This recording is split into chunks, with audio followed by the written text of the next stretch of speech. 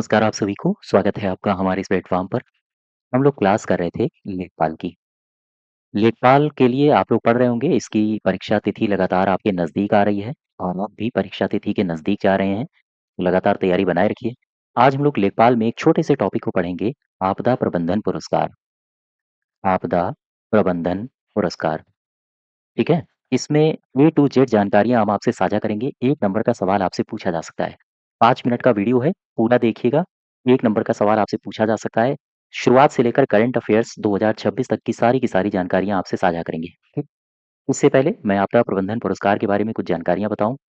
2-3 जानकारियाँ और समझ लेते हैं। सबसे पहले अगर आप लेखपाल बैच की तैयारी या आप लेखपाल की तैयारी कर रहे हैं, तो इसका बैच आपको हमारे एप्लीकेशन पर मिल जाएगा। एप्लीकेशन की लिंक आपको डिस्क्रिप्शन बॉक्स में, कमेंट बॉक्स में दी गई है। इस बैच से जुड़ने के लिए आपको KD25 कूपन कोड का आप इस्तेमाल करिए और इस बैच से जुड़ सकते हैं, ठीक है? इसमें रिकॉर्डेड वीडियो साथ ही साथ पीडीएफ्स अवेलेबल कराई गई हैं, तो आप यहाँ से जाके पीडीएफ को डाउनलोड करके इनको पढ़िए। आओ ज़रा शुरुआत करते हैं। पुरस्कार का नाम है सुभाष चंद्र बोस, सुभाष चंद्र बोस आपदा प्रबंधन पुरस्कार, आपदा प्रबंधन पुरस्कार। ये पुरस्कार महत्वपूर्ण क्यों है? क्योंकि आपदा प्रबंधन और पर्यावरण आपसे 10 नंबर का पूछा जाएगा और 2026 में ये अभी चर्चा में भी रहा है पुरस्कार, क्योंकि 2026 के अवार्ड दे दिए गए हैं। सबसे पहले इसकी स्टैटिक जीके के बारे में जान लो कि इस पुरस्कार की स्थापना कब हुई। 2-3 बातें बिल्कुल एग्ज़ैक्ट याद रखनी है आपको। दूसरी बात, मान लो ये कोई व्यक्ति है, अगर इस व्यक्ति को ये पुरस्कार मिलता है, तो इस व्यक्ति को कौन-कौन सी ऐसी पात्रताएँ हैं जो इसे दिखानी होंगी सरकार को, फिर सरकार इसे घोषित करेगी कि ये व्यक्ति इस पुरस्कार के लायक है या नहीं। तो स्थापना कब हुई? 2018 में इस पुरस्कार को इस्टैब्लिश किया गया। किसी व्यक्ति या किसी संस्था को अगर पुरस्कार मिलता है, इसकी पात्रता क्या होनी चाहिए? याद रखें, ये जो पुरस्कार है आपदा प्रबंधन के क्षेत्र में दिया जाता है। किसके नाम से दिया जा रहा है? सुभाष चंद्र बोस साहब के नाम से दिया जा रहा है। आपदा प्रबंधन के क्षेत्र में जो व्यक्ति या जो संस्था उत्कृष्ट कार्य करेगी, उसे ये पुरस्कार मिलेगा। अर्थात आपदा प्रबंधन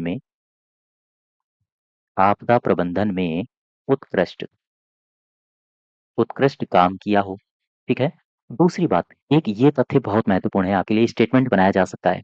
ये जो पुरस्कार है, ये किसे दिया जाता है? क्या विदेशियों को भी मिलता है? नहीं, याद रखें, ये पुरस्कार केवल भारतीयों के लिए है, केवल भारतीयों के लिए है।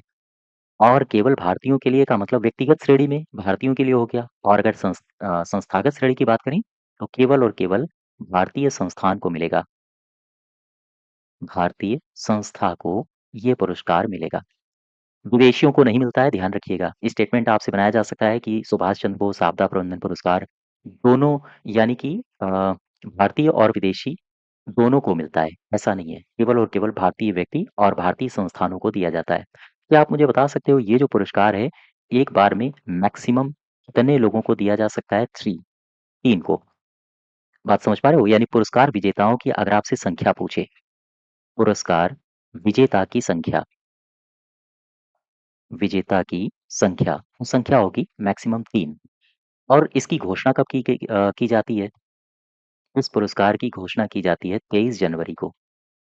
23 जनवरी, ये क्यों? ऐसा क्यों 23 जनवरी किया जाता है? क्योंकि 23 जनवरी को ये जो साहब हैं सुभाष चंद्र बोस जी, इनका इनकी जयंती मनाई जाती है।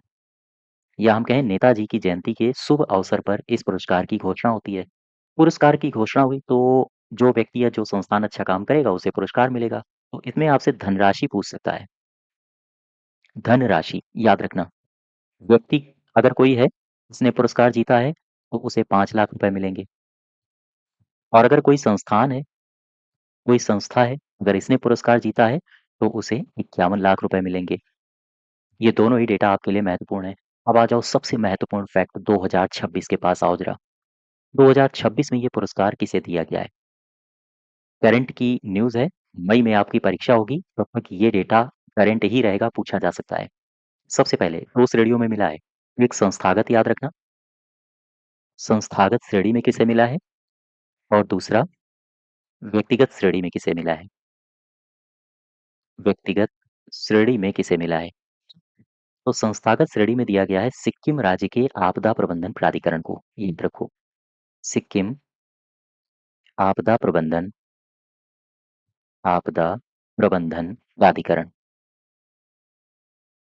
और वहीं अगर हम पूछें आपसे कि व्यक्तिगत श्रेणी में किसे मिला है, तो एक साहब हैं, इनका नाम है कर्नल सीता अशोक सीता अशोक शेल्के, इन साहब को मिला है, ठीक? तो ये बात है सुभाष चंद्र बोस आपदा प्रबंधन पुरस्कार की। यहाँ से 2-3 बातें ही आपको केवल याद रखनी है, कौन-कौन सी? एक तो स्थापना कब हुई? 2018 में, मैक्सिमम 3 लोगों को ये मिल सकता है। आपदा प्रबंधन में उत्कृष्ट काम अगर किया है किसी व्यक्ति या संस्थान ने, तो उसे मिलेगा। 23 जनवरी को इनकी घोषणा की जाती है। क्यों? क्योंकि सुभाष चंद्र बोस जी का यहीं पर जयंती मनाई जाती है।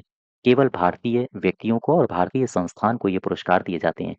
अगर व्यक्तिगत श्रेणी में दिया जा रहा है तो 5 लाख रुपए, और अगर संस्थान को दिया जा रहा है तो 51 लाख रुपए का पुरस्कार दिया जाता है।